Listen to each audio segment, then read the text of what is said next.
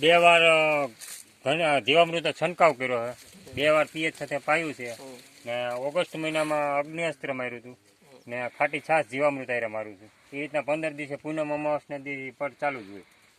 હજી 2 દી પહેલા અગ્નિઅસ્ત્ર માર્યું હતું. આ બધા બહારના રાસાયણિક ખેતરમાં એમ કે ઈર આવી કે હાલો આપણે આવે એ પહેલા અગ્નિઅસ્ત્ર બનાવીને 3 દી પહેલા મારી દીધું. અને હમણાં 4 દી પહેલા પાયું ને ત્યાં જીવામૃતનું છેલ્લું પીએચ આપી 15 દિવસનો ગાળો રાખો છો તો એ મને અમાસ પસંદ કરવા એવું જરૂરી ખરું એમ પદ્ધતિમાં એમ એનું કોઈ કારણ ખરું? કારણ કે ઓલા ખુદા આવે છે ને એ અંજવાળિયામાં જ ઈંડા મૂકે છે. અંજવાળિયામાં નહીં, પૂનમે જ ઈંડા મૂકે. એનું કારણ કહું, પૂનમને પાણીને ખેંચે છે. પૂનમના માસ તમે જો દરિયામાં ભરતી આવે છે, એને કોઈ ઝાલતું નથી ભરતી. નકર પાણી એટલે પૃથ્વી ઉપરનું જેટલું પાણી છે એટલા બધાને ખેંચે છે. આપણે દરિયાનું દેખાય છે. આ વનસ્પતિમાં પાણી જે હોય તળિયામાંથી એ ખેંચીને ઉપર લાવે એટલે કોળ આવે.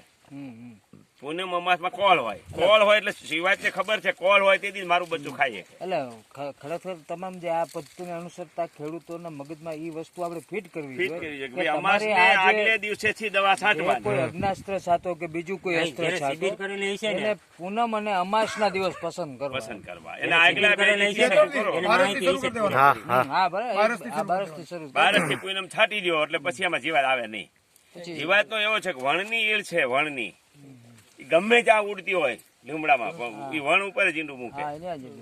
આની ઉપર તમે અગ્નિસ્ત્ર કે 10 પાણી છાંટી દો એટલે આ વણની સુગંધ વહી જાય. બરાબર. આની ઉપર બીજી સુગંધ આવી જાય. બીજી સુગંધ આવી જાય એટલે આ ઈંડું ન મૂકે. આકર્ષાય નહીં. મરે છે એની કોઈ વાત આવતી નથી કે બધાને એમ થાય કે આ મારી નાખે ને આ ઓલી મારે છે આ મરતી નથી. ઘણા બોલીને બતાવે અમને કે આ મરતી નથી, પણ મરે નહીં. બીજી સુગંધ આવી અને બીજી સુગંધ હોય એટલે આ ઈંડું ન મૂકે. ત્યાં એ આવે એને એનું પોતાનું ઠેકાણું ન દેખાય કે આ મારું. એટલે પછી એનું એવું નથી કે હાલો અઠવાડિયું ખમી જાવ, અઠવાડિયા પછી હું વાવેતર કરી, એવું એને નથી. ઈંડું પાર આવ્યું આ ન મૂકીએ કે ગમે ત્યાં જમીનમાં ફેલ કરી નાખે છે એટલે એનું ઈંડું ફેલ થઈ જાય છે. એટલે આમાં જીવાતો નથી આવતી, રોગ નથી આવતો. આપણે એટલે અમાસ પૂનમ એમ નક્કી કરીએ.